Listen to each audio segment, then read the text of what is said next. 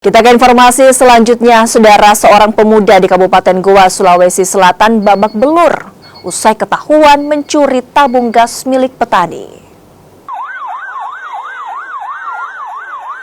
Kepolisian Bajeng di Kabupaten Goa, Sulawesi Selatan berjibaku mengevakuasi pelaku pencurian tabung gas. Pelaku berinisial AR babak belur setelah diamuk massa usai ketahuan mencuri tabung gas milik petani setempat. Petugas bahkan harus mengeluarkan tembakan peringatan demi membubarkan kerumunan ratusan warga. Warga terlanjur emosi atas perilaku pelaku. Pelaku kini diamankan ke Polsek Bajeng guna menjalani pemeriksaan lebih lanjut. Sementara tabung gas hasil curian yang disita sebagai barang bukti.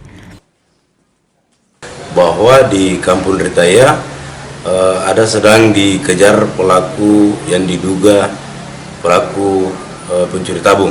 Kemudian piket SPKT turun ke TKP dan sama-sama warga berhasil mengamankan satu orang diduga pelaku pencurian tabung gas beserta gasnya satu buah tidak jauh dari TKP. Sempat dimasak.